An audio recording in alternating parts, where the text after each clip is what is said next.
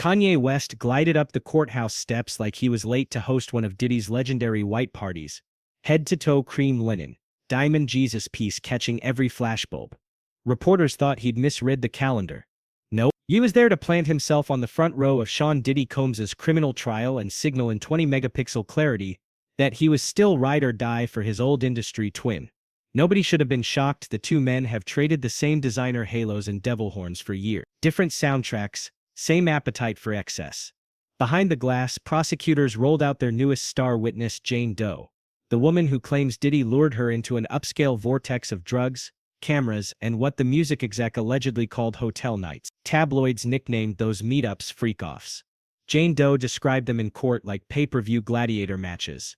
Only no one wore armor and the weapons were designer toys delivered in silver briefcases. Her headline, Diddy forced her with financial and psychological coercion. Kanye's name slipped into testimony on day 2.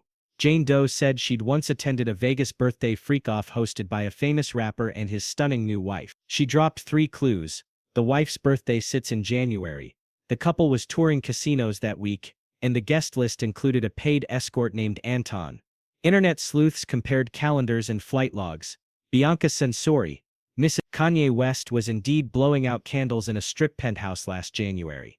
It didn't take Columbo to guess why Ye suddenly cared about courtroom optics. If Diddy's world burns, the flames just might light a path to his own back door. Doe's financial coercion angle was shaky. She admitted Diddy paid her rent then, and awkwardly still does. She pocketed up to $50,000 a month from OnlyFans, plus regular child support checks from a rapper she wouldn't name outright but teased as someone who can't stand Diddy. Fans did 6 seconds of math and said, "That sounds like Curtis 50 Cent Jackson." The moment the theory hit Twitter, 50's account lit up with cryptic memes about urine, Maybachs, and dirty little wives. Somehow every arrow pointed back to Diddy's bedroom. Look closer, and Jane Doe's rage wasn't about money. It was about hierarchy. She spent birthdays performing marathon kink marathons for a man who then chartered a jet to spoil young Miami with Chanel, Maybach, and Met Gala invitations. While Doe scrubbed her skin raw in a hotel shower, Miami was posting tropical sunset photos captioned "Love Loud." Doe tried to win back favor by scheduling even nastier hotel nights. But Diddy's wallet had already migrated south. Watching a Florida city girl cash in on perks that took Doe years of debauchery to earn hardened jealousy into testimony. Kanye meanwhile stared straight ahead, poker face. Sources swear he'd attempted to enter court on day 1, only to be blocked at the metal detectors for lack of credentials. Day 2 he returned with a laminated pass and rumor says a tactical motive. 1. Remind Jane Doe that her memory wasn't perfect. Every witness wobbles when a billionaire in paparazzi armor walks in. 2. Broadcast loyalty. Because if prosecutors think Ye will desert a longtime ally, maybe they'll assume he's hiding comparable skeletons worth digging. Loyalty doubles as insurance. 50 Cent smelled blood. He screenshotted Kanye's white linen outfit and captioned, "We wearing white in honor of freak-offs. Dang Ye, you should have brought Bianca in that Grammys outfit." He yanked the post 10 minutes later, but the web never sleeps. Then he retweeted a live rant from Rick Ross's ex, Tia Kemp, who name-checked every hip-hop A-lister rumored to share Diddy's after-hours hobbies. Ross, French, Kevin Hart, Meek, get y'all behinds to the courthouse too. Fans laughed, but the anger underneath was real. If Doe truly is 50's former flame, he's watching the mother of his child recount group nights with his sworn rival, and with Kanye, the man who once called him broke on a leaked track. Meanwhile, courtroom whispers suggested Doe had blackmail receipts, a video Diddy threatened to send to her baby daddy, plus photos of bruises from a hotel altercation. Psychological coercion? Maybe. Financial? Harder sell when your OnlyFans pulls mid-6 figures and your rent still comes. The judge adjourned for lunch.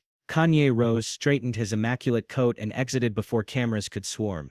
He'd stayed just long enough for every juror to register global superstar in Diddy's corner, long enough for Jane Doe to glance up and swallow, and just long enough for 50 Cent to load another meme into the chamber. This trial was already a circus. Ye's cameo turned it into pay-per-view. Outside the courthouse, the sidewalk press brief sprang alive like a rap video cameo reel. TMZ mics, gossip podcasters live streaming off cracked iPhones, even 2 ex-Bad Boy interns hawking scented candles named Hotel Night Number 5. The tension wasn't just legal, it was cultural. A pilgrimage where hip-hop skeletons finally rattled to the surface. Reporters held up printouts of flight manifests showing Kanye's jet parked in nearby Titterboro the same weekend. Jane Doe described that Vegas birthday romp. One yelled, "Yay. Were you or were you not the mystery host? Ye kept moving, stoic.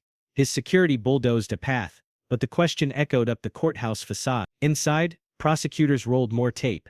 Private jet footage showing Diddy gifting young Miami a diamond-drenched Chanel bag big enough to hide a Pomeranian. The prosecution argued it proved unequal treatment. The defense countered that luxury gifts aren't criminal.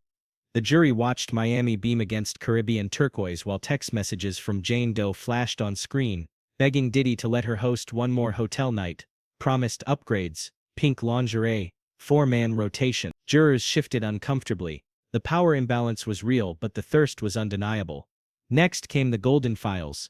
Defense tried to exclude them, prosecution insisted they showed coercive humiliation. The judge allowed a sanitized summary: multiple women, champagne flutes, repurposed for bodily fluids. Hotel staff paid hush tips the size of semester tuition. Cameras swiveled to Kanye's empty front row seat. He'd slipped out again, but the mental image of Ye's rumored participation hovered like stale perfume. 50 Cent logged back onto Instagram at recess, posted a cartoon of Diddy spraying dollar-colored water over a bucket labeled evidence, captioned, "He call it love, I call it rinse cycle." Deleted in 7 minutes, screenshotted in 4. Fans reposted with theories. 50 wasn't trolling. He was furious that the alleged freak-off roster included the mother of his child. That explained the venom, the non-stop memes, the private PI he reportedly hired to dig through Diddy's storage unit. Rick Ross's camp issued a preemptive denial, claiming the rapper dubbed Bear in Jane Doe's story was another large gentleman. Social media wasn't buying it. Bear trended with lemon and honeypot emojis, inside jokes referencing rumored culinary preferences during freak-offs. Ross stayed silent, letting his Wingstop timeline drown the chatter in lemon pepper ad. 300 miles south, in Miami, Young Miami posted a cryptic IG story, a sun emoji over ocean waves. Drake lyrics about tables turn, bridges burn. Insiders whispered she'd been subpoenaed next. Her Met Gala gown might trade carpet for witness stand. Diddy's legal team debated whether her testimony would help, showing a consensual pampered partner, or hurt, revealing the perks Jane Doe never got. Day 4 brought testimonies from hotel concierges and private jet attendants, painting a picture of rolling parties with NDAs thicker than flight manuals. One attendant recalled Kanye boarding with a backpack full of sketchpads and another full of adult accoutrements, handing both to Bianca like carry-ons.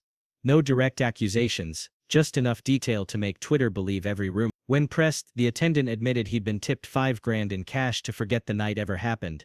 He spent it on braces for his kid, blood money, but teeth don't straighten themselves, he said, voice crack. Back in Los Angeles, Bianca Censori's stylist leaked a text, "Cancel January Vegas flashbacks. We're going minimal." Translation: distance the wardrobe from the birthday that now doubles as evidence. Paparazzi still caught her at Erewhon buying chlorophyll water and pretending life was normal. Midweek, the DA hinted new subpoenas were coming for high-profile musicians with knowledge of cross-state trafficking. Reddit detectives posted flight receipts, linking Ye, Future and a Latin pop star to Diddy's LA compound on the same week. Lawyers for all three issued template denials within hours. Kanye resurfaced at Sunday service, choir robed in, no coincidence, pure white. He improvised a sermon riff. "He who is without sin," cast the first cancellation. Congregation shouted amen. Blogs rolled their eyes. Meanwhile, Jane Doe's attorneys claimed anonymous threats had flooded her DMs since Ye's courthouse pop-in. They filed a motion for protective custody. The judge sealed her travel schedule. As closing arguments neared, alliances cracked. A Revolt TV executive quietly updated his LinkedIn to seeking new opportunities. 2 of Diddy's longtime bodyguards hired separate counsel. Even Cassie, the lawsuit pioneer, posted a single rose emoji, silent but explosive. The industry felt the plates shifting under its Studio 54 foundations. Kanye's gamble, public loyalty to a friend who might drag him into the abyss, looked risky. If Diddy fell, gravity could tug on every name scribbled in those freak-off ledgers. Prosecutors flashed a closing slide: control, coercion, cover-ups. Cameras panned the gallery, one empty white seat, a monument to a partnership more dangerous than deluxe. Outside, rain lashed the courthouse banners, washing summer linen into see-through confession. Still processing this circus? Drop your take in the comments. Team Diddy, Team Jane Doe, or Team Burn the Whole Playbook. Smash the like button if the courtroom tea kept you hooked. Subscribe so you don't miss the next twist, and share this video with the one friend who always swears, nah, the industry can't be that wild. Let's compare notes when the verdict lands.